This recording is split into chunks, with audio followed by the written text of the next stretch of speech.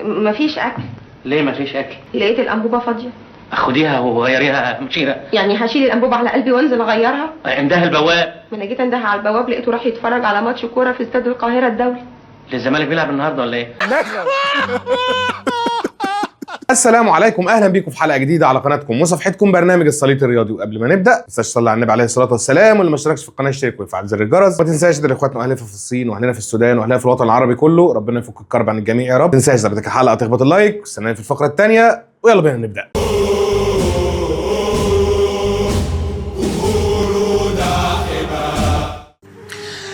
أنا فلسطيني الأصل وبشجع نادي الزمالك. طلبوا مني في المسلسل ارتداء تيشيرت الأهلي فبكيت. بحب نادي الزمالك جدا وأمنية حياتي أقابل شيكابالا والدباغ. يا حبيبي يا ابني. لا حول ولا قوة إلا بالله. قد كده جبروت اللوب الأهلاوي يوصل لدرجة إنه يقهر طفل زملكاوي ويخليه يلبس تيشيرت الأهلي غصب عنه، لدرجة إن الطفل يبكي ومع ذلك لا تأخذهم شفقة ولا رحمة ويلبسوه التيشيرت غصب عنه. يخص عليكم يخص. كده اتشمتوا فينا الناس. انتوا مش عارفين الاعلام الابيض بيقول علينا ايه دلوقتي؟ يعني مثلا واحد زي منتصر الرفاعي كتب وقال اهو الطفل الجميل ده طلع زملكاوي وقال انه كان بيعيط انه هيتصور بتيشيرت الاهلي وحلم حياته يقابل شيكابالا. واحد تاني بقى ما اعرفش مين ده اساسا، بس كاتب كلام كبير قوي زي ما انتوا شايفين. يقول لك ايه؟ بيتر اللي هو مخرج المسلسل يعني يقول لك حط نفسه في حته زباله بعد ما كان بيتسأل عن العظمه والحقائق، وصدى انتشار وتاثير المسلسل اللي رصد الحقيقه كامله هيتسأل انت ليه جيت عند الطفل الزملكاوي وزيفت الحقيقه وخليت الطفل يعيط علشان رافض يلبس تيشيرت الاهلي. حاجه مؤسفه وتحرق الدم اقسم بالله. عمال افكر هيرد يقول ايه؟ هيقول ما شفتوش وهو بيعيط؟ ايوه يا اخي صح عندك حق. بيتر ميمي هيدافع عن نفسه ازاي صحيح بعد ما خلى الطفل يلبس التيشيرت كده بالعافيه وهو كان رافض يلبس تيشيرت الاهلي؟ يعني بجد حاجه محيره جدا. الراجل هيعمل ايه في الورطه دي؟ طب ما تيجوا نسمع راي الطفل الزملكاوي نفسه في قناه الزمالك وهو بيتكلم على القهر وازاي لبس التيشيرت غصب عنه وهو بيعيط. اوكي، اصل انا كنت شايفك طالع بتيشيرت الاهلي. الدور كان كده. يعني هو عادي اي حد. امال في حد قال ان انت كان حد قالك تلبسه غصب عنك في التصوير، هل ده حصل؟ لا عادي جدا صح؟ طب ليه الموضوع خد بروباجندا كبيره قوي ان انت زملكاوي ولبست تيشيرت الاهلي؟ شايف. اقول لك انا يا حبيبي، طبعا يا جماعه طفل صغير بريء ربنا يحفظه ويبارك فيه، وطبعا الطفل ده هو بعيد عن اي سف او قلش النهارده، هو ملوش علاقه بالموضوع، هو بالنسبه لينا طفل جميل بريء سواء زملكاوي او اهلاوي ربنا يبارك فيه ويحفظه. لكن الفكره بقى ان احنا عندنا اعلام مش ابيض، ده اعلام بقى اسود حب يتاجر بالطفل البريء ده وياخد بيه لقطه ويحسس بيه نظريه المؤامره الكونيه. لكن الطفل طلع بمنتهى البراءه كذبهم وقلبوا العيله زي ما انتوا سمعتوا كده، ولا حد ضغط عليه ولا حد قال له حاجه ولا عيط ولا اتقهر ولا كل الكلام اللي بنسمعه ده. وتلاقي قسام فريق العمل بتاع المسلسل ولا كان عارف الطفل ده زملكاوي ولا اهلاوي، ده حتى الطفل بيتكلم قال له عادي اي حاجه يعني البس تيشيرت الاهلي الزمالك مش فارقه. هو لسه اساسا مش مستوعب اللي حاصل علشان لسه قلبه ابيض نظيف ما تلوثش بالتعصب الاعمى اللي الاعلام الابيض عايش يصنعه على مدار السنين. اعلام مدلس كذاب عايش على التدليس فقط لا غير. يعني صنعوا كذبه وروجوا لها ان الطفل عيط وكان رافض يلبس التيشيرت، والمخرج بلا رحمه لبسه التيشيرت بالعافيه وطلع الطفل اهو على قناه الزمالك كذبهم. وقيس بقى على كده كل القصص والروايات في كل حاجه بيروجوا لها كلها كذب وتدليس وما بيزهقوش يا اخي. ايه ده؟ الله الناس دي ازاي؟ ثم انا عايز افهم بقى يعني هو ايه الاوفر اللي انتوا فيه ده؟ مخرج شاف حسب رؤيته ان الطفل ده في المشهد ده محتاج يلبس تيشيرت الاهلي حتى لو الطفل زملكاوي. طبعا انا ما اسمع يعني انا ما اتفرجتش الحقيقه على المسلسل ان ابو الطفل في المسلسل اللي هو كان اياد نصار كان طالع زملكاوي، مع ان اساسا اياد نصار المفروض انه اهلاوي. ايه القصه يعني؟ ايه الفراغ اللي انتوا فيه ده؟ ولا فراغ ايه؟ ايه النقص اللي انتوا فيه ده؟ ثم ان الدراما واللي بيعملوا فيها بيبقى كل همهم خدمه الدراما بعيدا عن الانتماء. واكيد يعني صناع العمل شافوا ان نهايه المسلسل بتيشيرت الاهلي ها واخد بالك اللي هو رمز الانتصارات والقوه هتسمع. انتوا بقى زعلانين ليه يعني؟ كنتوا عايزينهم مثلا ينهوا المشهد بتيشيرت الزمالك؟ انتوا بتهزروا يا جدعان. الزمالك اعقلوا كلمه اعقل الكلمه قبل ما تقولها. وبعدين بس علشان اعرفكم ان الموضوع كله هو خدمه المشهد والدراما واثروا على الناس سواء بالضحك او بالشجن او باي حاله يعني. تعالوا اوريكم مشهد لممثل زملكاوي الله يرحمه ومع ذلك عمل المشهد ده. مفيش اكل. ليه مفيش اكل؟ لقيت الانبوبه فاضيه. خديها وغيريها مشيرة. يعني هشيل الانبوبه على قلبي وانزل اغيرها؟ عندها البواب. ما انا جيت انده على البواب لقيته راح يتفرج على ماتش كوره في استاد القاهره الدولي. الزمالك بيلعب النهارده ولا ايه؟ شفتوا بقى ان الدراما بتحكم؟ زي ما المخرج شاف ان المشهد الختامي بتيشيرت الاهلي هيكون معبر ويخدم الموضوع، زي ما الله يرحمه الفنان يونس شلبي رغم انه زملكاوي عمل المشهد اللي شفتوه ده لانه عارف انه هيخدم الموضوع وهيجيب صريخ ضحك. فهمتوا ولا نقول كمان؟ ناس بتوع بليله. ده يخلينا نروح وننتقل ونتكلم عن شيكابالا. ماشي. ونقول ان اسطوره نادي الزمالك واحد من الاساطير اللي اشتروا نادي الزمالك زي ما قلت لك بكل ما لديه من قوه وعزم وحب واصرار وعزيمه وطولة بال وعشق، وان انا افضل مع الزمالك ده على الحلوه والمره وفي كل الايام. ايه ده؟ عيد ميلاد سعيد لواحد من عشقهم جمهور الزمالك وجماهير الزمالك. لما بتعرف كويس قوي تختار الزملكاويه يا جماعه صدقوني بتبقى عارفه بتراهن على مين، وتعرف مين المخلص للنادي زي شيكابالا وتديله حقه حتى بعد الاعتزال، وتعرف برضه تطرد من تاريخ نادي الزمالك اللي كان بيدعي انه زملكاوي اللي اختار الفلوس على حساب الزمالك. علشان كده سيظل شيكابالا في القلب وهيفضل اللي اختار الفلوس مطرود من شرف الدخول في تاريخ نادينا. الله الله الله، ايه يا قبلتي ده يا قبلتي ده؟ كل ده علشان تلقحي على زيزو في الاخر؟ طب مش حتى لما تحب تلقحي تبقى بحاجه تستاهل؟ انما ايه الهقص ده؟ هو مين اللي ضحى واشترى وكان على الحلوه والمره وكل الكلام الكبير اللي انت بتقوليه ده؟ شيكابالا ده انت مش مذاكره تاريخ ولا حتى جغرافيا. ايه ده يا شيخ؟ ايه اللي بتعمله؟ ايه ده يا شيخ؟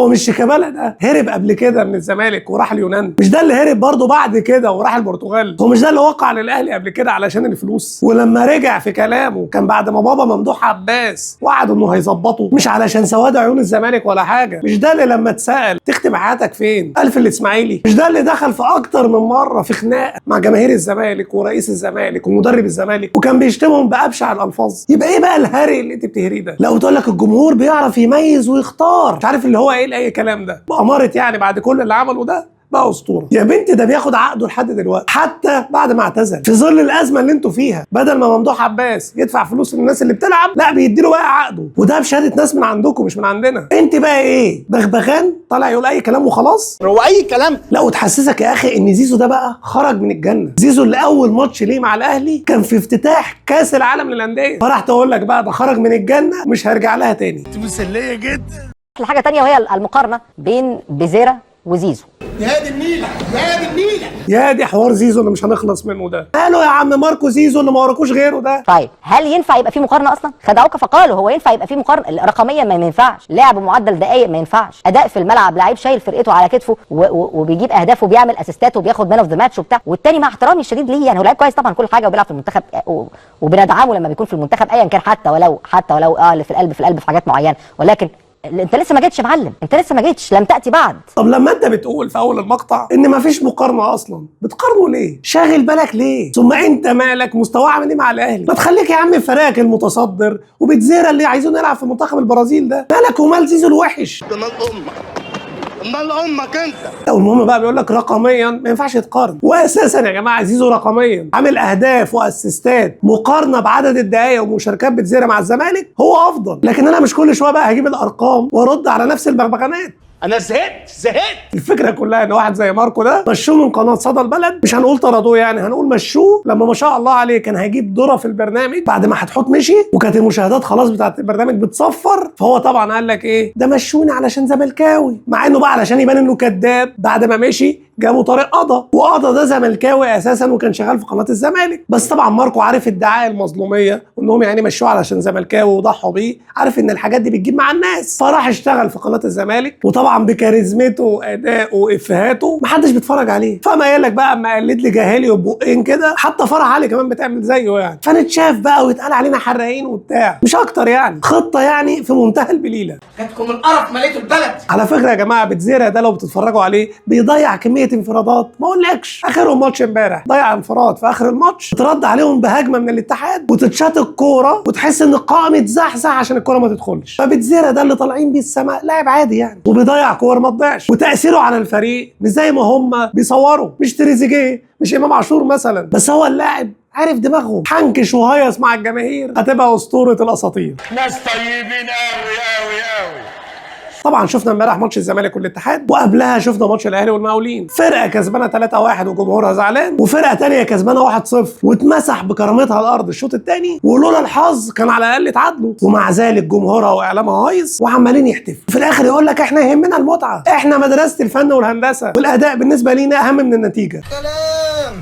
فانا بشكر كل الناس اللي جت، واهم حاجه طبعا بعتذر لهم، ما كانوش مستنيين الاداء يبقى بالشكل يعني ده. اهو معتمد جمال بنفسه يعترف ان الاداء ما كانش حلو وبيعتذر للجمهور، بس هي ايه؟ ارزاق وحظوظ. يعني مثلا في ماتش زد الاهلي عمل كل حاجه لكن ما كسبش، الزمالك راح بكورتين 3 كسب. في ماتش الاتحاد زي ما شفنا الكوره مش عايزه تدخل، يا اما العارضه مرتين، يا اما عم قفشه في انفراد في اخر الماتش يسيب الجون كله ويلعب في الزاويه اللي فيها الحارس، اللي هو منتهى الحظ. يعني تقدر تقول فعلا الحظ اللي متصدر الدوري مش الزمالك.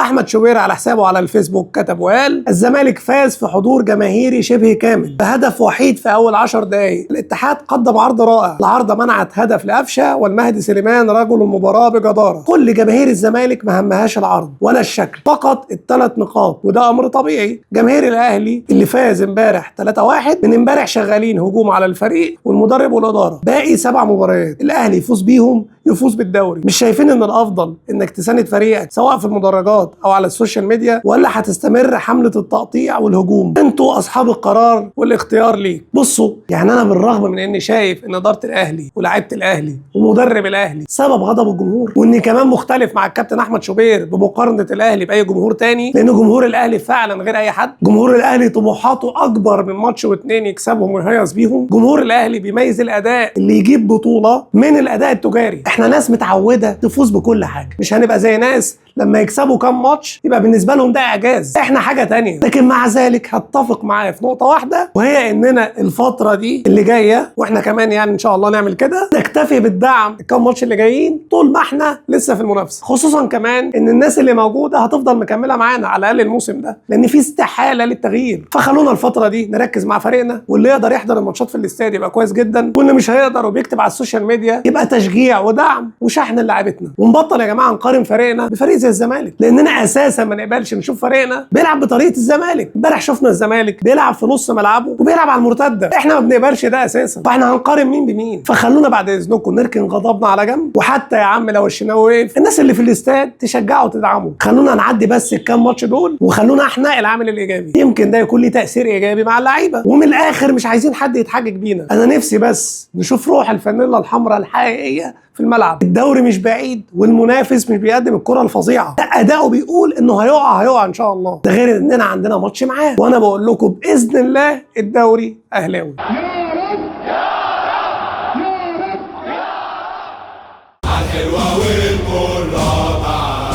الاهلي كده الموسم ده ما لعبش كوره خالص، ولا مع ريبيرو ولا مع كابتن عماد النحاس، كان ربما في تحسن لكن ما فيش هويه، ولا مع مستر تورب اللي بياخد 9 مليون اللوز ده هو وجهازه. انت مالك انت؟ اما انت رزق صحيح. انت مالك انت يا عم جهالي وبترب؟ مالك بترب يا حبيبي؟ ياخد 9 مليون، ياخد 10، ياخد 20، انت مالك؟ هو اللي بياخد 9 مليون اللوز. بس انا عارف انت بتقول كده ليه. انت بتقول كده عشان عايز توصل للناس ان الاهلي بيدفع فلوس كتير قوي على اللعيبه وعلى المدربين، بغض النظر بقى الاهلي بيدفع كام ولا ليه، لان الموضوع ده ما يخصكش اساسا طالما الاهلي ما بيعملش حاجه غلط، الا ان انت اللي بتدفع ارقام فلكيه للعيبه والمدربين قبل كده كمان يعني برضه. وانت بحسب موقع ترانسفير ماركت انت اكتر فريق صرف في الانتقالات الصيفيه الاخيره. ولو تفتكر صفقه بيتزيرا اللي انت كنت بتقول ان هو جاي تقريبا ببلاش وطلع جاي بحوالي 2 مليون يورو. بص يا جهالي وخليك في اللي انت داخل تقوله واتكلم على طول، انت كده بتغلط وهتغلط، بس مش لازم تلقيح كمان. نايل كمل. الاهلي ما بيلعبش كوره، فده التوقيت الرسمي ان الالعاب الان بتوين دي تسنده وتخليه موجود في المنافسه. دايما الشك هيتفسر لصالحه. انا كدوري بقى كزمالك ان انا ما اقضيهاش لطميات. خلاص انا اتكلمت، شفت، اعلنت، قلت ان في حالات تحكيميه كارثيه كالعاده، والمسلسل مستمر من اللعبه اللي فاتت ماتش زد واللعبه دي ماتش المقاولين. لازم انا اخد القصه دي حافز ليا. والله يا عم جهالي وانا مش عارف اقول لك ايه، انا بصراحه مش عارف اشتغلك في رمضان. انا عشان اشتغل عليك صح يبقى لازم اروق عليك. ما هو ما ينفعش الواحد يشوف الكذب والتدليس ده بودانه ويكلمك عادي ويرد بس بالكلام والحجه والمنطق وخلاص، ما ينفعش. فانت اقل واجب تمسك السلك عريان. بس ما علينا، بعد رمضان ان شاء الله نبقى نمسكهولك ان كان لنا عمر يعني ان شاء الله. ربنا يوقف دموعك وتبقى طول كده. احنا طبعا اثبتنا لكم كتير ان جاهلي وده جاهل جدا واجهل خلق الله، وهنمشيها جاهل، مش هنقول مدلس ولا كذاب. الباشا بيقول ان الاهلي بيلعب وحش الفتره دي، وده بقى انسب وقت ان الالعاب اللي ممكن تمشي كده او كده تتحسب لصالح الاهلي، وضرب مثل بمباراه زد والمقاولين. وطبعا مش هو لوحده، لا ده بعد مباراه المقاولين لقينا هجوم غريب على الاهلي وعلى الحكام على الهدف الملغي بتاع المقاولين. والحقيقه هو مش غريب يعني، هو متوقع جدا يعني مثلا فخر الصفوجيه بيقول التسلل وقت خروج الكوره. الحقيقه مش عارف اشكرك ازاي على المعلومه دي يا فخر الفخرانيه، مش عارف من غير ما تقول لنا معلومه ان التسلل وقت خروج الكوره من رجلي دي كنا هنعمل ايه؟ ما اكيد انت بتقولها لنا كمعلومه، صح يا فخراني؟ اصل الكوره اتحسبت لحظه خروجها من رجله، يبقى هي بتقولها لنا كمعلومه يا اما بترميها كده في وسط الكلام عشان اي حد غلبان بيصدقك يفهم كمان ان التسلل اتحسب قبل الكوره ما تخرج مثلا. الدماغ دي.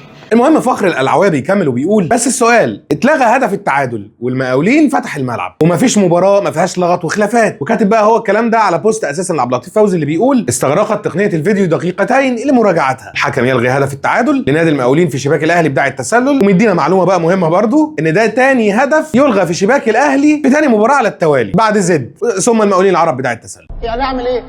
بجد نعمل ايه مش فاهمين؟ نلغي التسللات في ماتشات الاهلي؟ طيب هل ينفع نعملها؟ يعني لو ينفع يا ريت حد يقول لنا عشان نريح اخواتنا الصفوجيه اللي هيموتوا ويحسبوا اهداف مش صحيحه على الاهلي. طبعا يا جماعه الموضوع بقى واضح قوي ان في مؤامره بتحصل على النادي الاهلي. ممكن تاخد بالك او تلاحظ ان كلمه مؤامره دي كبيره، او هم دايما اللي بيستخدموها، او يعني هم دايما اللي بيعيشوها، بس اللي بيحصل واللي انا هقوله لك ده مثلا واللي احنا شايفينه اصلا بعيننا الفتره دي غريب ومش طبيعي. يعني لو تاخد بالك كده من كلام جاهليو هتلاقيه بيقول لك لما الاهلي وقع بقوا يساعدوه ويدوا له كمان الالعاب اللي بتحتمل الرايين. وفي الفيديو اللي قبله هو بقى قطيع البليله في برنامج طبق البليله اللي على قناه القلعه البيضاء كلهم بيقولوا ان كل مباريات الاهلي بقى فيها غلط تحكيمي، وده مش طبيعي. وادي الفخراني فخر الصفوجيه هو كمان واللي ناشر له البوست هو كمان نفس الفكره. في حمله ممنهجه عشان يقنعوا الراي العام ان الاهلي بيتساعد والزمالك بيتظلم، واحنا هنا دورنا ان احنا نفسد كل ده وبالدليل. يا ريت بس يا جماعه نعمل شير ولايك، وخصوصا عند المواقف اللي زي دي، واللي ما اشتركش يشترك، مش هيجرى حاجه يعني لو اشتركت مش هتخسر كتير، عشان لما نعمل كده وخصوصا في الاوقات اللي بيبقى فيها حاجه مهمه عايزك توصلها، فلما تعمل اللايك في الوقت ده او تشير الفيديو في الغالب بيوصل لناس اكتر واكتر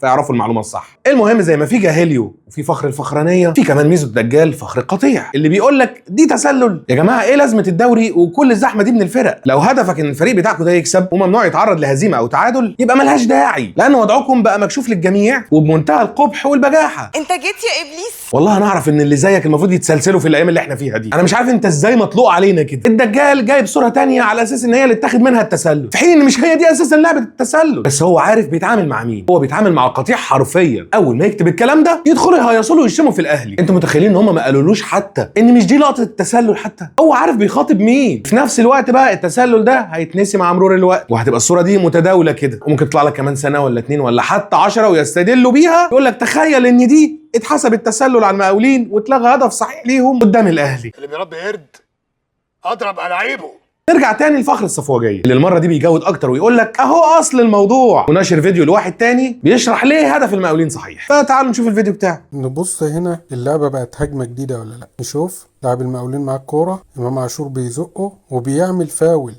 والكرة بيفقدها لاعب المقاولين وبيلعبها له تاني امام عاشور هو اللي بيرجعها له. يعني اللعبه هنا بقت بدايه هجمه جديده للمقاولين وهدف صحيح تم الغائه. انا بصراحه عاجبني اللي عمل الفيديو ده، هو اجتهد وعمل اللي عليه وحاول يثبت ان الهدف صحيح للمقاولين باي شكل. بس الغريب بالنسبه لي هو فخر القلعويه اللي في الاول اعترض وخلاص على التسلل، اللي هو كل ماتش بقى للاهلي يتلغي جوان للفرق الثانيه والكلام ده، او مش او لحد دلوقتي مش لاقي ليه الهدف اتلغى ولا مش اجيبها منين. هو مش لاقي اي حاجه، هو بس بيعترض في المطلق لحد ما لقى الفيديو ده. اول ما سمع كلمتين كده شكلهم ممكن يمشوا وياكلوا مع القطيع قام نشره ما قال لك بص هو ده اصل الموضوع. بالنسبه اللي كان في الفيديو ده وبيقول لك ان كان في فاول على امام عاشور وان في لعبه جديده بعد لمس امام عاشور للكره دي، فالتسلل ده غير صحيح انك تاخده معانا في الحسبه اساسا. احب اقول اللي بيقول كده بقى انت اساسا مش شايف اي فاول، انت شايف واحد بيقع. لما تقدر تقول لي امام عمل ايه عشان ده يقع مثلا او عشان يحصل فاول او عشان انت تقول عليها فاول؟ طبعا عمرك ما تعرف تقول حاجه لان اصلا ما فيش حاجه باينه لنا في الكاميرا اللي احنا شفناها دي. اما بقى بالنسبه للمسه امام عاشور للكره اللي انت قلت ان من بعد لمس الكره دي كده المفروض لعبه جديده، فانت كده اللي شكلك اول مره تتفرج على كوره. فتعال نشوف القانون او بروتوكول الفار بيقول ايه في الحالات اللي زي دي. بيقول لك متى تبدا الهجمه؟ تبدا الهجمه عندما يستحوذ الفريق المهاجم على الكره بشكل واضح ومتعمد، مثل السيطره الكامله على الكره للتمرير او المراوغه او بناء هجوم. فهمت يا حبيبي امتى بتبتدي الهجمه؟ تبتدي هجمه جديده اول ما اللاعب يسيطر او يستحوذ على الكوره. هل انت شايف ان امام عاشور سيطر على الكوره؟ طب انت يا عم فيخو يا اللي عاجبك الكلام، شفت امام سيطر على الكوره؟ طب تقدر تقول كلمه حق بعد ما سمعت الدليل بودنك؟ طبعا ما تقدرش تقول الحقيقه والا مش هتبقى قلعاوي. حسبي الله ونعم الوكيل. اما بقى بخصوص ماتش زد فتاني هنأكد لكل الناس انكم شويه كذابين ومدلسين وانتوا قاصدين تضللوا الناس وتشتغلوه. اهي اللعبه اللي انتوا بتشيروها على اساس ان هي مش تسلل على زد. واخد بالك يا فخراني؟ لقطه من قبل اللاعب ما يشوط الكوره اهو وانت برضه شيرتها عادي، بس لما تعدل الكوره بقى للوقت المظبوط وهو بيشوطها او لحظه خروج الكوره يعني هتلاقي ان التسلل موجود. وحتى لو اللعبه صعبه الفار موجود. تاني حاجه بقى اساسا ان احنا اتفقنا ان لو النقط اتحطت مظبوط مستحيل الحكم يقدر يجامل حد، والنقط فعلا اتحطت مظبوط. ولو انت راجل او اي حد زملكاوي او العاوي فيكو راجل يطلع لي نقط غير اللي مرسومه دي يقول لي النقط دي مرسومه غلط. اما بقى موضوع الالعاب اللي هي ان بتوين زي ما بتقول يا جداليو، ففي ماتش زد الاهلي كان ليه ركله جزاء وما اتحسبتش، فزي ما انت ما بتقول كده الالعاب اللي زي دي تتحسب لصالح الاهلي، ما كانت اتحسبت للاهلي ضربه الجزاء الصحيحه اللي الاهلي اتظلم فيها دي. ولو زي ما ميزو الدجال بيقول هو كمان ان الاهلي ممنوع يخسر او يتعادل، ما هو لسه متعادل في ماتش زد وبخطا تحكيمي، بس انتوا اللي ما بتتقوش ربنا. ولو على الجدل التحكيمي فما فيش بقى جدل اكتر من اللي بيحصل معاكم، ومش هنرجع بالزمن بعيد لورا ولا حاجه. ده في الماتشات الحاليه بتاعتنا، يعني ماتش زد مثلا كان فيه لمسه يد زي دي واللاعب ايده مكبره جسمه اهو وعادي انها تحسب ركله جزاء، ومع ذلك الحكام فضلوا ان هي ما تحسبش ركله جزاء، وانا ما عنديش مانع ان هي ما تحسبش. انا عن نفسي شايف ان هي مش متعمده، والاصل في لمسه اليد ان هي تكون متعمده، انما فكره ان هي جت من دماغه الايد لحد دلوقتي دي انا مش قادر اشتريها. ولمسه اليد دي كمان كانت في مباراه الاتحاد امبارح، ولعبه زي دي كانت ممكن تتحسب ركله جزاء على الزمالك، ومع ذلك الحكم برضه اختار انه ما يحسبهاش. قلنا احنا حاجه مثلا عملنا زيكم، دول عالم زباله نعمل زيهم. رغم ان خد بالك انا لقيت زملكاويه بيقولوا لك ان الكره جايه من الارض لايده والقانون بيقول ان هي ما تحسبش. اقول لك انت ولا فاهم قانون ولا فاهم حاجه اصلا، لان فكره ان الكره جت من الارض لايده او راجعه من زميله او خبطه في جسمه قبل ايده، كل الحاجات دي دلائل بس ان اللاعب مش متعمد لمس الكره بايده مش اكتر. وبعدين هنروح بعيد ليه؟ ما عندك كره الزمالك وبنك الاهلي اهي، الاحتواء الشهير بعد ما رجع للفار حسب لهم الكره دي ضربه جزاء مع انها جايه من الارض للايد واللاعب مديلها ظهره، وكمان لاعب الزمالك نازل بايده على دماغه، فعادي يا باشا دي كمان كانت ممكن ما تتحسبش. مع ان اللعبه بقى بتاعت ماتش الاتحاد اوقع ان هي تتحسب لو قارناها بلعبه البنك الاهلي. دي لعبه البنك الاهلي دي كانت فضيحه. انا قرفت منكم صراحه، انا قرفت منكم، بقى عندي مرض نفسي منكم. دي خطوط التسلل كمان اهي في مباراه الزمالك والاتحاد في الهدف بتاع الزمالك. حد هيجي ويقول لي ما الخطوط والنقط مظبوطين اهو يا ابو كمال، امال في ايه بقى؟ اقول لك يا سيدي ما الخطوط والنقط وكل التسللات اللي في مباريات الاهلي كلها مظبوط، ومع ذلك بيصيحوا باستمرار. دول لما ما بيلاقوش حاجه يقولوها ويكون مثلا في اهداف مش صحيحه واتلغت للفرق اللي بتلعب الاهلي مثلا، يهاجموا الاهلي عشان اتلغى اهداف للفرق الثانيه مع انها اهداف غير صحيحه وكانت لازم تتلغي، ان هم برضه بيستغلوا الاهداف دي على سن الاهلي الجامد. ازاي؟ ما اعرف. الخلاصه يا جماعه ان في حمله ممنهجه لتشويه النادي الاهلي وبطولاته، والمشكله ان كل حاجه بيقولوها كذب، ولو في حالات جدليه في ماتشات الاهلي ففي زيها في ماتشات الزمالك واكتر، بس هم اللي بيعرفوا يبروزوا كل حاجه عشان معظم الصفوه واللي جنب يفهموا في الشغل الشمال ده كويس. فمن الاخر بقى بنتمنى من اي زملكاوي لسه عنده ضمير اتقي الله في الشهر الفضيل ده وقول كلمه الحق، او على الاقل اتاكد من المعلومه اللي بتسمعها من الاشكال المريضه ذهنيا زي الجاهل جاهليو او فخر الصفوجيه او كبيرهم الدجال فخر القطيع. الا شويه مش هينفع تبقى بتصلي وبتصوم وتدلس في الاخر وتخلي كوره تضيع لك كل اللي انت بتعمله. افتكر الرسالة كده وصلت، المسج وصل. بس كده دي كانت كل حاجة معانا النهاردة. كان معاكم محمد كمال وانا مصطفى طلعت. السلام عليكم.